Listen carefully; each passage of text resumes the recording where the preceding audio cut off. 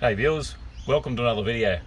Okay, this one is the 6-month video on this Gecko 95 litre fridge freezer from mytopia.com.au. Now this fridge was given to me and I was entitled to speak freely on this fridge, so I'm being totally honest on my review. So here it comes. So I currently got this fridge turned off. It's awesome, like the layout of it, I love it. It's got quite a big freezer, it hasn't got a small freezer. You can get quite a bit in this freezer. And as for the fridge, I took the bottom crisper drawer out, I took the bottom shelf out, and it's given me plenty of room. I can stand up a 2 litre milk here, put my drinks on the door, you know, your bottles of beer, things like that. 2 cons I found with this fridge, the power consumption being one, it does have a high power consumption, but it wasn't really an issue for me because I've got quite a big battery bank. If you have a big battery bank, it's not going to be a problem. It's just if you got one battery, so if you got like a van and you got a 100 amp hour battery, it will not cut it. You are going to kill your battery. So you're going to need at least a 200 amp hour battery in your bank. And the other being the door lock. I'll close the bottom door. So what happens, what I found, that rod comes up, locks this door and the freezer door, and then you can see there's a gap. Now that hole should have been over more, so it's a tight fit against the rod. What I found, so I've got the fridge locked. If I've got something inside the fridge, I'll go around a corner and let's say something in the fridge shifts and pushes the door open, and then something inside the fridge will fall down and it'll wedge between the door and say a bottle, something small would fall down and wedge, and this door will stay ajar just like this, even the freezer. So I found one night, I didn't realise this was ajar, and I got up in the morning and I thought, wow, the fridge chewed a ridiculous amount of power because I wasn't aware the door was ajar like this.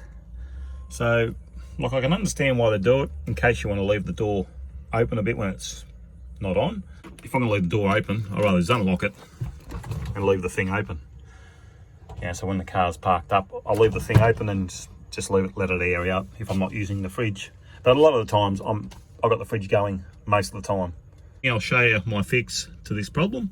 This is my opinion only, guys, so it's not a deal breaker. Now this would be the ideal solution on the plate. So where the rod is, that's lock close, and then the other round red hole would be to lock open. What I'm going to do, I found I had some sellers need it. Now this stuff is absolutely fantastic. I've done a video on this stuff. It is just like metal and it is strong as. So I've got a little bit here left. I just thought I'd get the new packet out to show you what it is. You get it from hardware stores. I've actually repaired fuel tanks with this stuff and it is brilliant stuff, believe me. What I'm going to do, I've roughed up, I want to just cover the hole. Okay, I'll cut some of this and I'll mold this and I can just drill out what I need for that rod to pass through so that fridge closes tightly. I'll quickly show you what you do with this need. You cut off what you need, take the plastic off. Now you just simply mix it up, just so it's an even colour. You've probably got 5-10 minutes, okay, depending on the temperature. And once this stuff goes off, it's just like a rock. You do that, drop it in 10 minutes, it'll be like a solid rock. It is brilliant stuff. Get yourself some if you're traveling remote. I absolutely recommend this stuff, it's brilliant. So what I'm doing is put this on here, I'm gonna fill that hole in. It can be drilled, it can be tapped, it can be sanded.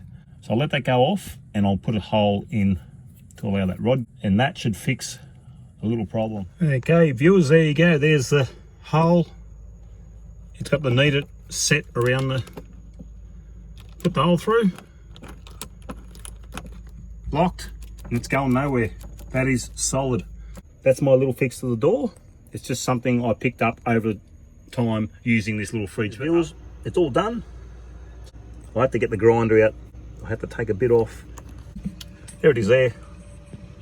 Gave it a bit of a paint and that's it. That is good as, it's good as metal, that stuff, really good. Okay, I'll just show you a mistake I did when I put this fridge in. This thing needs to have a clearance around the side of the fridge. Because I put my hand up there against that cupboard and that is fairly warm. So the sides of the fridge actually you just need a bit of airflow up the sides. I've got a fair bit of clearance at the top. It's just the sides. Now at the front of the fridge here, it's quite warm. That section there is quite warm, where my thumb is. Okay, you can feel the heat there. That section there is quite warm on the top. The back of the fridge is quite cool. It's just this section here. So I'd say the cooling lines go in around the front of the fridge here, because it gets quite warm there. Yeah, it's quite warm down there. So the mistake I did was not allow enough. I think you have to give it a couple of inches clearance just to allow the sides to cool down. So this is probably one of the reasons why the fridge is going to use a lot of power. So I'm going to do power consumption test two ways. I'll do the test as is, and then I'll do the test. I'll just bring the fridge forward and sit it here so it can actually breathe around the sides, and we'll just see what the difference is. Just hopefully both days will be similar temperatures, that's all. I've got my Victron battery charger on power supply mode. Now I can measure the power going through. Now there it is there. Okay, so far I've been going for 9 hours 18 minutes. The fridge has consumed 28.2 amp hours. Okay, we're at 18 hours 33 minutes. We have consumed so far 70 amp hours. It is quite a warm day. So when the fridge cycled, it varied from 3.5 amps, and the highest reading I seen was 8.1 amps when it cycled. Keep in mind, it is a 95 litre fridge. Okay, that's it. It is 91.2 amp hours in 24 hours. The maximum the freezer got was minus 23. The fridge got to 3 degrees was the coldest, and the coldest temperature was 24, so it was quite warm. It's quite muggy. 25.9 at the moment, so it is quite warm in here. And I had the van closed up as well. So I opened this fridge door once to get a drink. It's full of drinks, and that's the setting I used on the fridge, just 5. And there's in the freezer. It wasn't chock-a-block in the freezer. Okay, I'm just removing everything from the cupboard. I'm gonna pull the fridge out and test it out of the van. I've just got to wait for a 31 degree day coming up, so I'll wait till then, but I'm going to remodel this cupboard while I've got the fridge out. I'm going to just take it all out. Righto, there she is. I've got it all out. The fridge is out. The van looks a bit different now with no fridge in it and cupboard.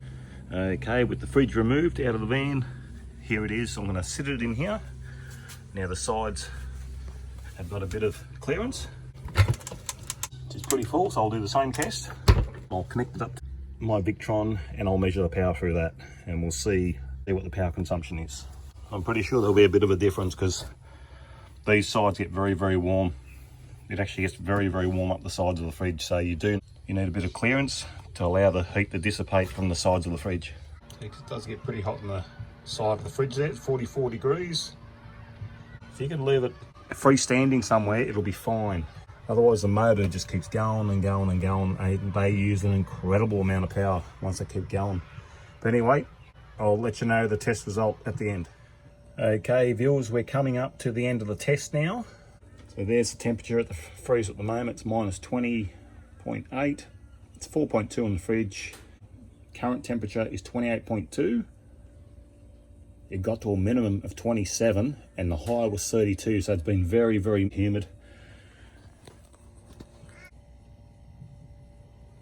Okay, we have 80.8 amp hours consumed on the fridge, and that's with the heat dissipating from the sides, so it does make a difference. Okay, I'll just show you. The freezer is not chock-a-block, but it's not empty. It's got a few bottles in there. They're all frozen. And then,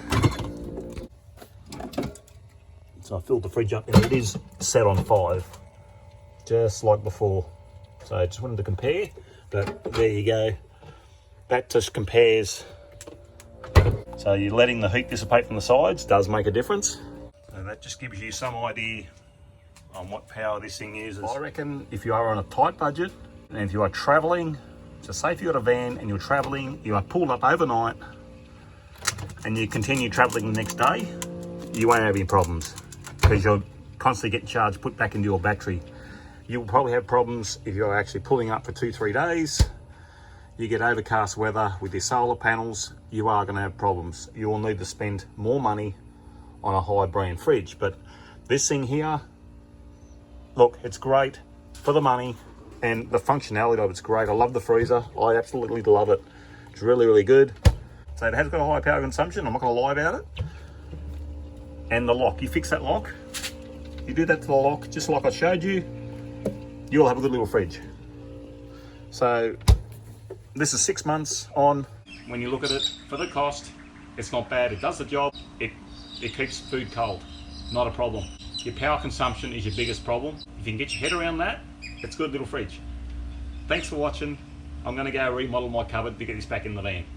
See you later. Bye.